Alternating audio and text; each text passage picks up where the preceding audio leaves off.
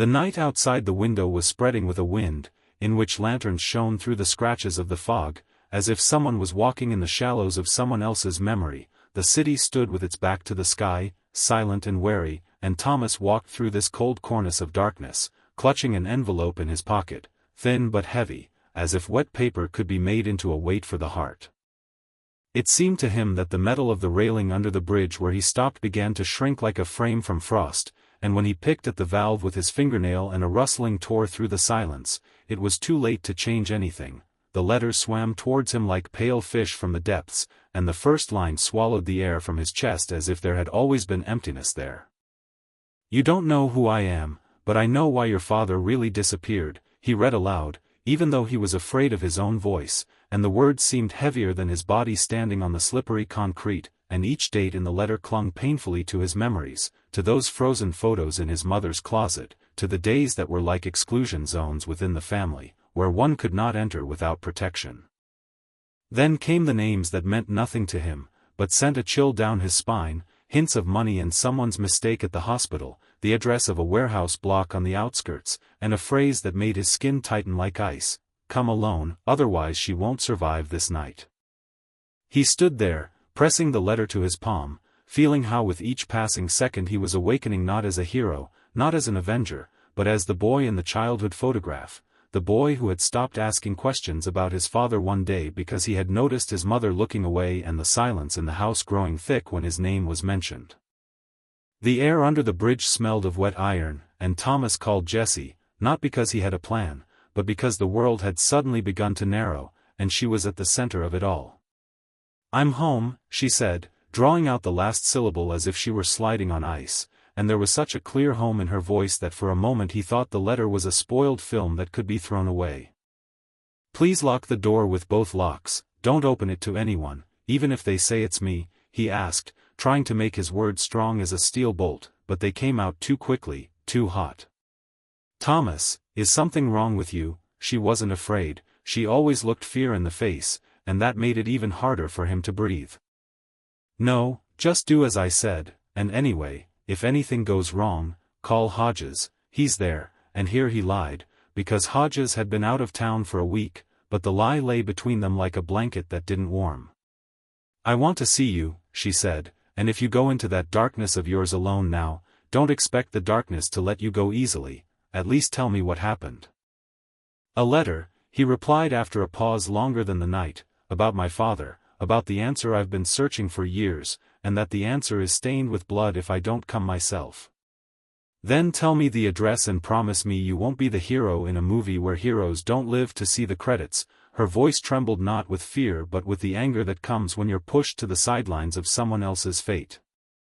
"I'll call when I get there," he said, and he realized he had done the wrong thing, because first he should have promised and then gone. The apartment greeted him with the smell of coffee and the foil on the table that reflected the streetlights as if cold comets were flying through the room. The TV screen flickered in the kitchen without sound, and in that silence he recognized something more than a bad habit. He recognized the anxiety that people turn into the background to keep from going crazy.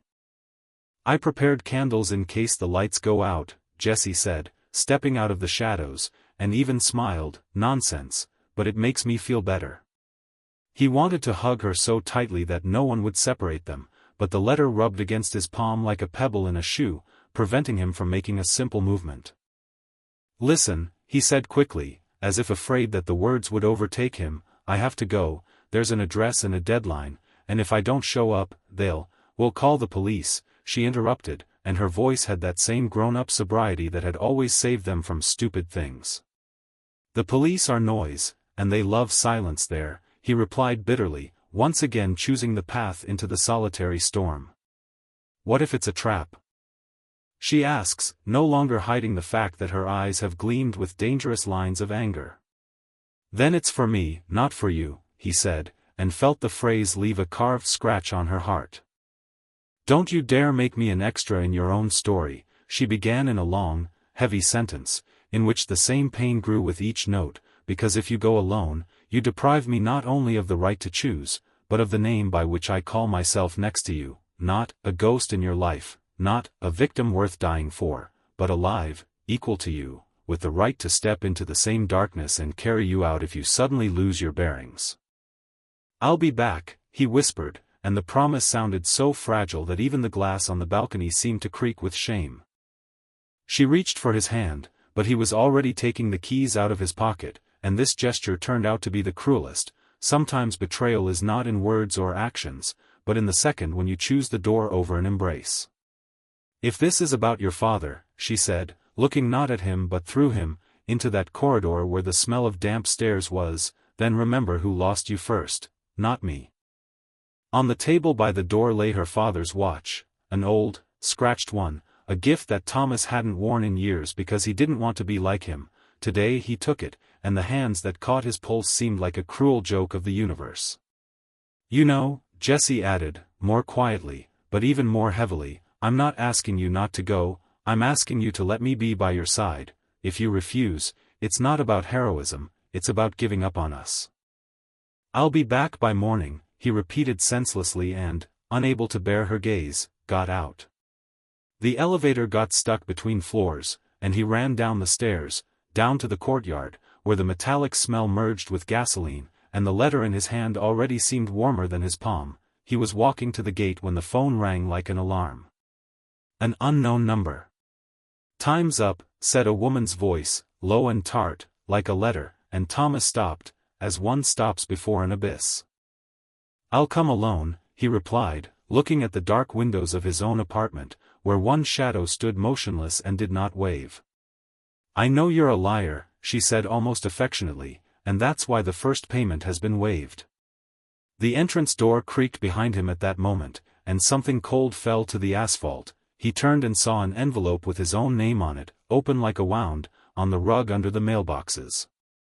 Inside were two things, a clipping from an old medical record with the name crossed out and a photo, fresh, taken today, from the dark courtyard across the street, where Jessie had stepped out onto the balcony with lit candles in her hands to check how they were burning in the windless air. "The first payment is not her life," the voice on the phone said, and Thomas realized the voice could hear his breath. "It's what you're losing for good, trust. She won't believe you again today or tomorrow when you bring your version of the truth. Move."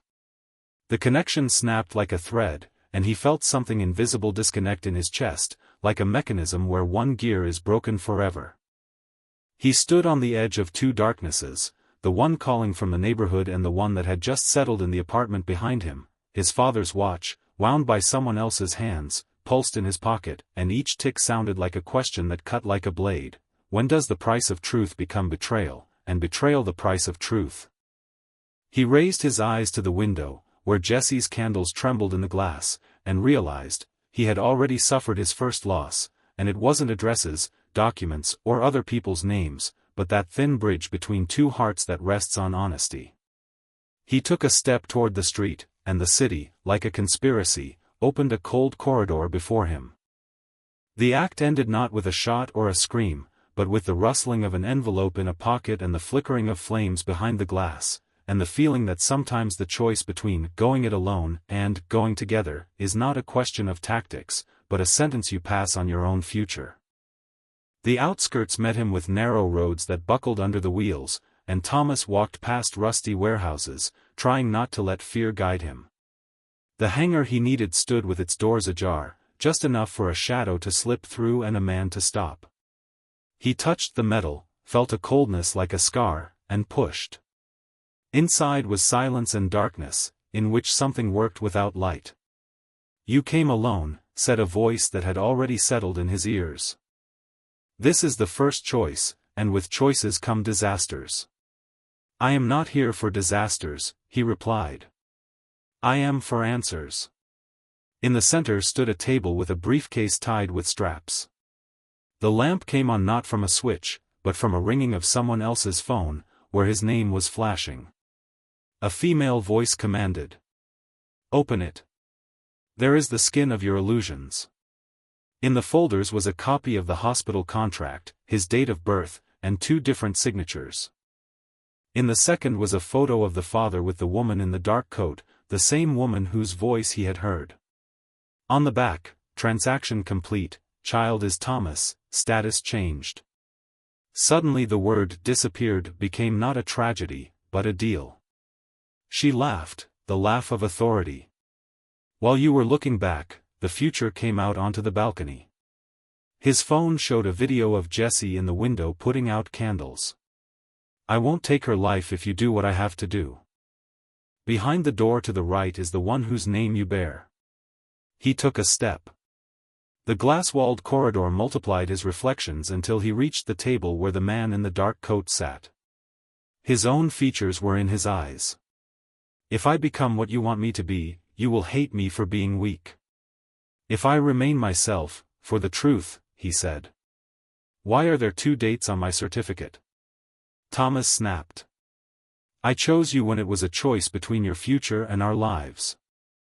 I bought silence and paid with my life, the man replied. A message from Jesse cut him apart. I'm in a taxi. If this is the end, let it be for both of us. He looked at the man. Either you help stop this game, or I'll burn everything down. Then a woman came over the speaker. You have a minute to choose. On the left is the exit and Jesse, but she'll never trust you again. On the right is the evidence, the chance to destroy me, but the police are already waiting, and you'll become a criminal. The hangar smelled of ozone. I can't choose for you, the man said quietly. A child is a person, not an excuse. Thomas stood between 2 doors, feeling his heart and mind beating in unison. Any movement would be a betrayal of the one he loved. And morality, as always, did not ask permission. The seconds stretched out, as if someone was slowly turning the pages of his life without asking if he wanted to see them.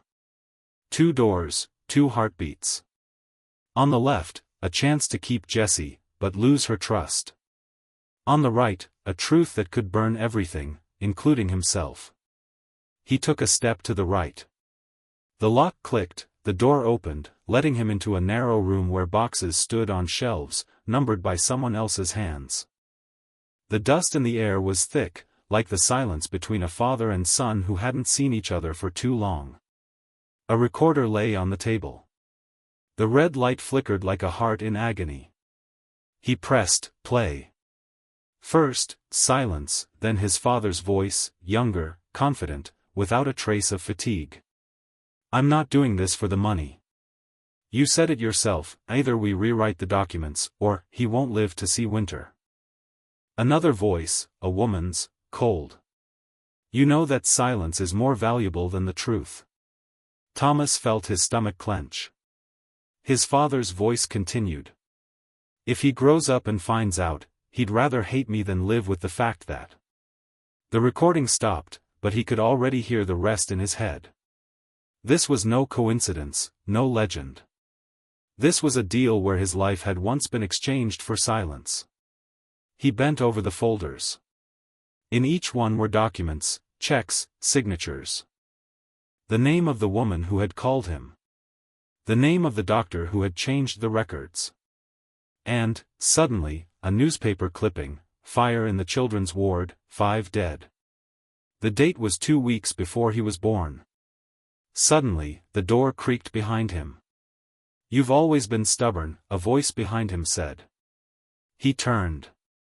The woman in the dark coat stood in the lamplight, and next to her was the same man, his father, with a shadow in his eyes. If you take this evidence, you will doom her, she said, and in the word, her, Thomas heard not only Jesse, but also his mother. Do you think I don't know she is on her way? Then stop it, he snapped. I'm giving you a choice. Leave everything here and you will go with her alive. And if not? Then she will learn what silence is that lasts forever. The father stepped forward. Son, you can't save everything at once. And then Jessie appeared in the doorway. Her face was tense, her hair disheveled by the wind. You promised you wouldn't leave me without the truth, she said. The 3 people's gazes converged on him. In Thomas's hands was a folder with all the evidence. Letting her go meant keeping Jessie, but erasing the chance to learn everything. Keeping her meant signing the verdict, perhaps today. Time is up, the woman said quietly, and the world at that moment narrowed to his fingers gripping the edge of the folder and the pulse beating in his temples like a countdown. He felt that any word would now become a blade. And silence too. The air between them grew thick as cold water. Thomas looked at Jessie and saw the reflection of the lamp in her eyes, her father, and the woman who held them all on an invisible hook. His hands trembled, and not from fear but from the weight of a choice that could not be lifted without something falling forever. "Give it to me," the woman said, reaching for the folder. "And this will all be over." Jessie took a step forward, but Thomas put out a hand to stop her. "You don't understand," he said quietly. "Here is the truth, and the dirt that has kept me in the dark all my life."